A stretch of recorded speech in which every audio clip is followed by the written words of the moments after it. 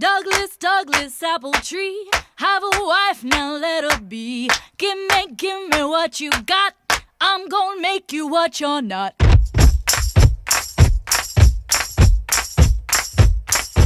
Douglas, Douglas, prickly pear. Have a wife, but I don't care. Give me all your soul. I'm gonna dip you in my bowl. A long way down. It's a long way down. It's a long way down. And he knows.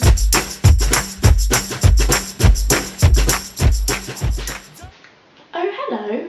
I didn't see you there. My favourite thing about going to bed is I know that when I wake up, I'll be able to have breakfast. Breakfast is the most important meal of the day. It's very important what you eat, but especially in the morning. Speaking of which, I'm really hungry right now. So let's get cooking. Oh, but my voice is really funny because I actually just have woken up. And I have just rolled out of bed, as you do, so I'm not quite awake yet. Okay, so I'm going to start off with cooking my ultimate vegetarian breakfast, and I'm going to show you how to do all the different components, and you can mix and match if you want. So if you don't have avocados, for example, you can just leave that part out, and it really depends what you've got in stock at the moment in your cupboard. Just use what you've got. So obviously I've been revising very hard, but last night went out on the lash. This is the breakfast to sort all that out. The perfect hangover breakfast. Or if you just happen to have gone to Clue last night and picked up the guy of your dreams, this is the breakfast that will ensure you can get into his pants again. So without further ado, I'll show you what to do.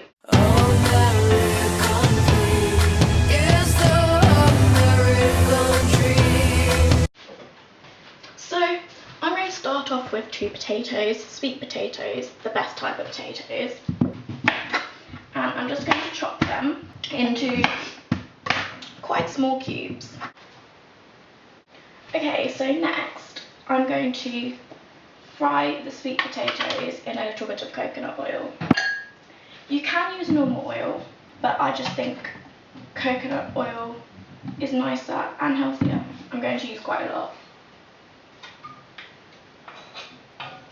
Some people can be put off using coconut oil because it's quite expensive, but actually I got this from Canterbury Whole Foods for £3.75. And what else is good about coconut oil is you can use it in your hair, on your dry skin, on chapped lips. So it really is an all-purpose kitchen essential.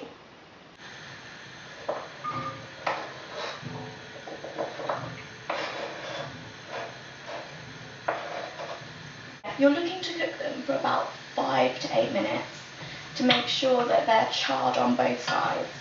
I think a common misconception when you're cooking or stir frying that you don't want it to blacken, like you don't want it to char. Actually, a little bit of charring goes a long way. I mean, I love burnt toast. Not everyone does, but everyone loves these potatoes.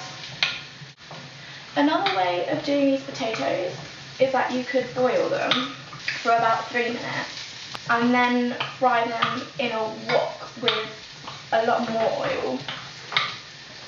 Good morning. And now I'm going to move on to the next part of the dish. So you need 1 avocado. Avocados aren't actually that expensive to buy if you know where to look. The Green Grocers does them for 60p. These avocados were the Ripen at Home avocados from Tesco's. So it's 4 for £1.75. 2 eggs. Make sure you buy free range. When you crack the egg into the avocado, you want to put the yolk in the middle. It doesn't matter if the white spills, but we want a nice yolk. For these bad boys, you want to preheat your oven to gas mark 7, which is around 425 Fahrenheit. As back to your sweet potatoes, add a generous splash of balsamic vinegar. the sweetness of the potato, the acidity in the vinegar, they soak it up and it's like a wonderful combination of sweet and sour. You want to pour about 1/4 of a cup of boiling water over them, and then they can go in the oven too.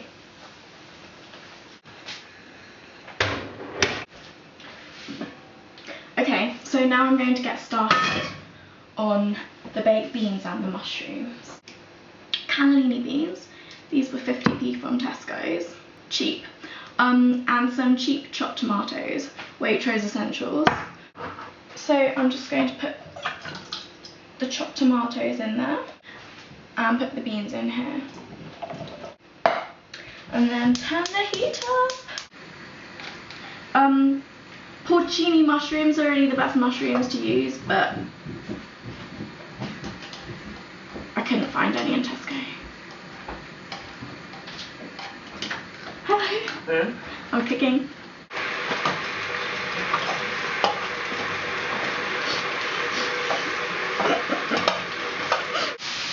Right. So the mushrooms are frying up nicely, and the beans are boiling away. I'm just going to add a bit of rosemary.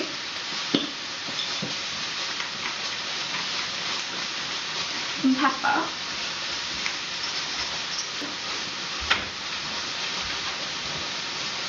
Some salt.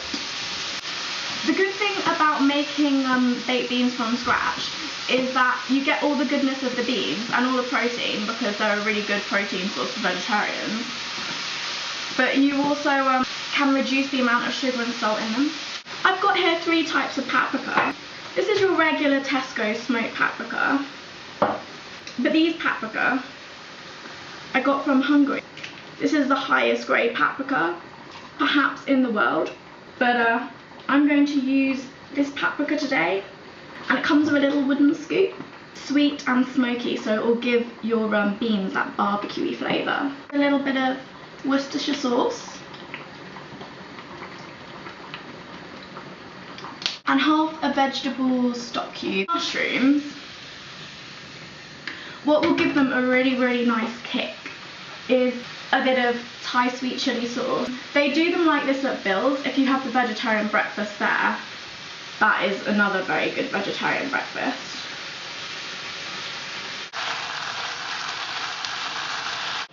Sorry, just see the beans again. If you keep them in the fridge, you can heat them up the following day and have them with like some rye bread for lunch, say. The eggs out the oven. Okay, they have overflowed a little bit, just a tad, but that's all okay because we have a lot of things to eat. So these are all the components of a perfect vegetarian cooked breakfast. It's also nice if you have some sourdough, so you could toast that and then you scrape out the avocado and smother it on. Another nice way of eating your vegetarian cooked breakfast is with some hummus. You don't have to make it. I was a little bit cheeky. I went to Tesco's and bought some. This is smoked red pepper hummus. It's the best hummus. So now, let's eat. Oh, I'll get some orange juice actually. Okay. Can I start? Okay. Can I try one of the mushrooms? What's on them? The mushrooms are sweet chilli.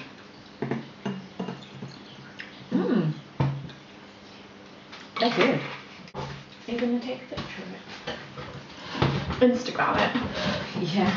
I feel like the Asian in you needs to do that. I've already Instagrammed these beans, so. It's good.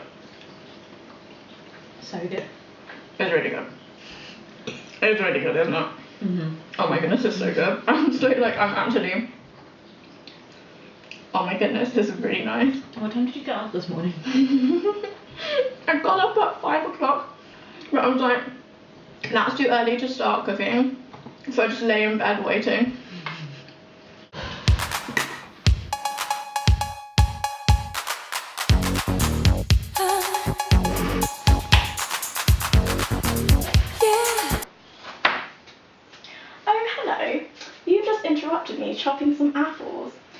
grade 1 apples, which are the sweetest of all the apples, and I got them on special offer at the greengrocers.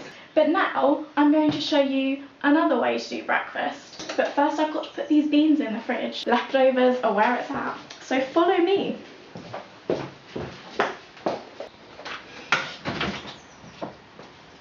This is my shelf. And now come and see our beautiful garden. Big finger door. Oh, it's such a beautiful day today. A lot of people ask me, oh, I'm really stressed as a student. I don't have time to shop. I need to eat all my vegetables, get my vitamin C. But how do I do this? Well, I think the easiest way to get vitamin C and fibre into your diet is just to go into the garden and collect some rhubarb. So this is our rhubarb plant. I'm sure you have one too. I'm just going to show you how to harvest your rhubarb, because you may not have been eating rhubarb before. You may have been ignoring it.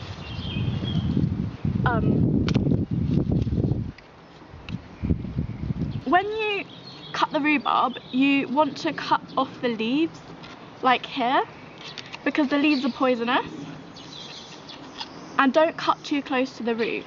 And anyone can do this. Anyone can make use of nature's bounteous gifts in the garden. So, most people I know in Durham have rhubarb. But if you don't, just ask your landlord to get you one, and I'm sure he would oblige. So you can see that it comes in lots of different shapes and sizes. And that's the beautiful red colour of the rhubarb.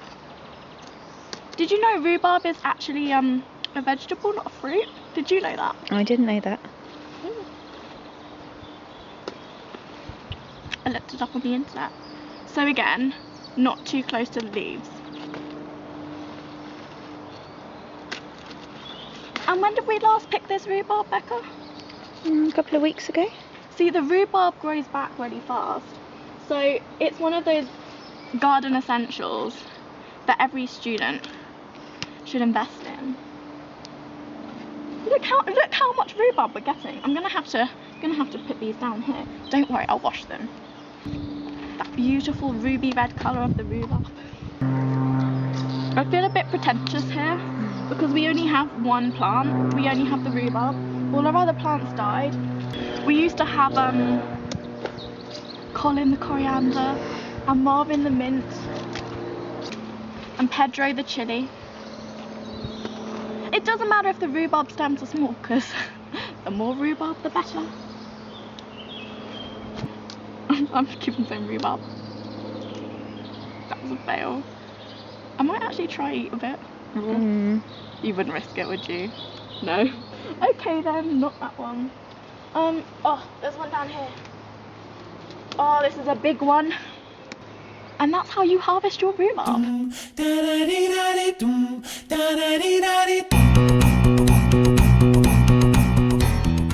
So, I've harvested my rhubarb, and now I'm just going to cut it into very small slices. Diced apples.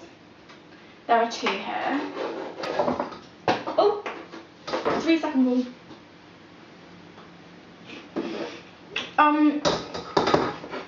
The reason I'm using apples with the rhubarb is because I don't want to stew the rhubarbs with sugar, because I want it to be more healthy. So a really good way of adding that natural sweetness is to use apple. And also a bit of honey. See, this rhubarb isn't that good because you can see it's hollow, so we won't be using that. So like I said, into the rhubarb I'm going to put some honey. Be very generous. And then the 2 spices I'm going to use are cinnamon and ground nutmeg. Nutmeg is great, it will give the rhubarb that autumnal feel. You don't want to put too much in, it is quite strong. With the cinnamon, I love a lot of cinnamon because cinnamon is a natural sweetener. I'm also going to put some vanilla extract.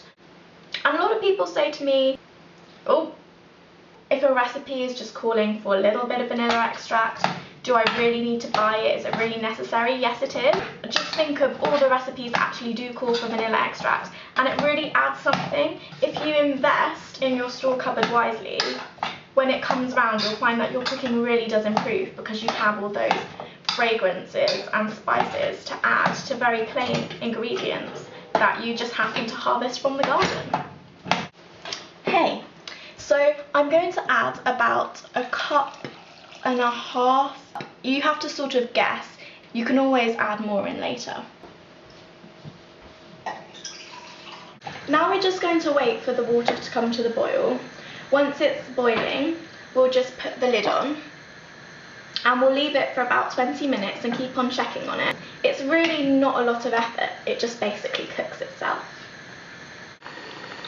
So now the rhubarb is bubbling away, I'm just going to put the lid on and leave it, but I'm also going to turn the heat down because we don't want it to overspill. So while the rhubarb is boiling away, I'm now going to prepare my breakfast tomorrow, which is a really great recipe. It's packed full of protein, so it's really good if you're a vegetarian. I'm going to be making sweet potato pancakes. They're absolutely delicious. The first thing I'm going to do is I'm going to stab them all over with a fork. I'm going to do these ones for 6 and see how that goes. They cook just as well in the microwave. And that's probably really good if you do a lot of stuff and theatre and you don't really have a lot of time to cook. So just make sure you always have some sweet potatoes around in your cupboard because they will always come in useful. So I'm just going to pop these in, like I said, for 6 minutes.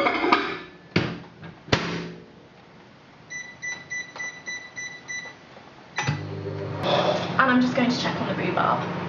Okay, so while the sweet potatoes are microwaving, I'm going to make up the rest of the batter for the pancakes. You'll need 2 eggs,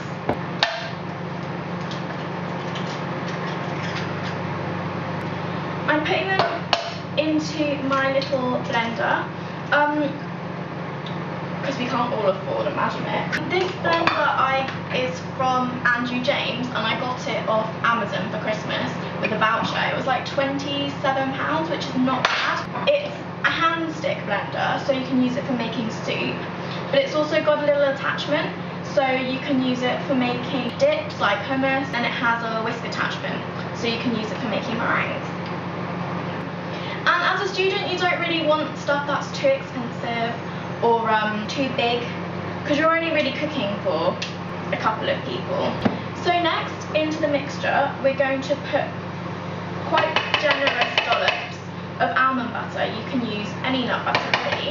I wouldn't recommend cashew. Peanut butter would be really good, but make sure that it's smooth peanut butter. And it might look a bit excessive, but I have 2 1kg tubs of nut butter, but actually it's the most economic way, because at Holland & Barrett they were having a penny sale, so actually it was buy one get one practically free. Who could refuse? I'm just going to put 1/4 teaspoon baking soda, 1/2 tablespoon of vinegar. So just wanted to show you how the rhubarb's doing. You can see that here it's practically disintegrated. Now back to the sweet potato pancakes. I've mushed all the sweet potato out of their skins. There are a little bit of skin still left in here, but that doesn't really matter because it's good fibre. I'm going to put them in to the blender along with a bit more trusty cinnamon for that added sweetness, but also give it a really nice pumpkin-y autumnal flavour.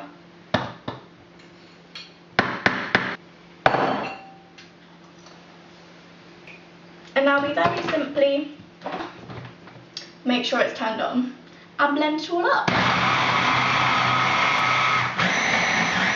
You can see here what a lovely creamy batter it's formed. I'm just going to keep it in here, pop it in the fridge, and then tomorrow I can make my sweet potato pancake.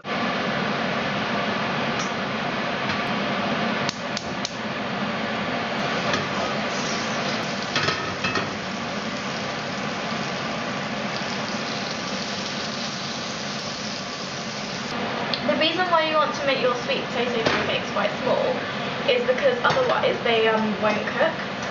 I'm cooking them in a wok, just because I found that the wok just works better.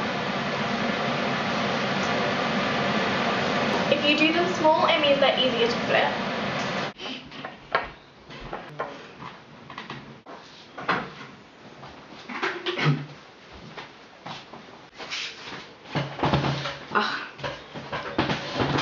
I can't wait to eat this. But first, my rhubarb compote. Look at that, it's just pure fruit. And I also had it with some maple syrup.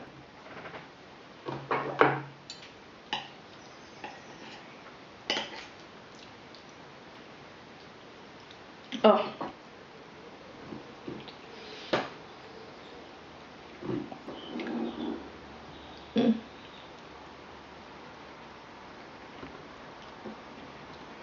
Really good. It's because the compote has a slightly sharp edge to it. All I can ever be to you is the darkness that we know, and this regret I got accustomed to. Once was the ride when we were. So the last recipe I want to share with you is my recipe for a healthy breakfast sorbet. Really simple, just bananas, mixed frozen berries, and the cheapest canned coconut you can get from Tesco's, canned coconut milk, which has a really creamy consistency. The berries are important because they create an icy consistency, so make sure you have enough. Also, I don't use Waitrose Essentials, I am just having a laugh. Though having said that, frozen berries are great to buy as a student because they're cheaper, they don't go off as quickly, and you still get all those valuable antioxidants. I make this for breakfast a lot in the summer because it's really fruity and refreshing. So that's all there is to do, is just blend your sorbet together, top it with some blueberries and granola, and then you're done.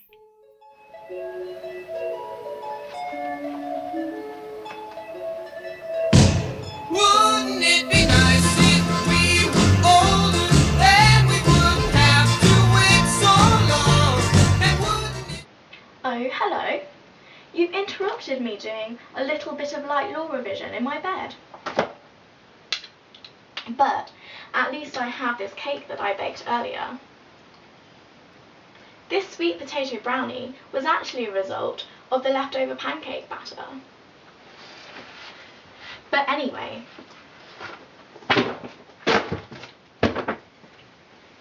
thank you for joining me on this, the first episode of the Naughty Avocado. I hope that you've enjoyed yourself. I definitely have enjoyed myself too. Now, I probably should get on and do some work.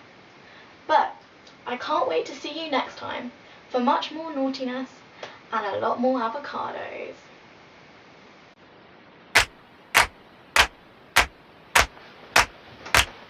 Douglas, Douglas, apple tree, have a wife, now let her be. Give me what you got, I'm gonna make you what you're not.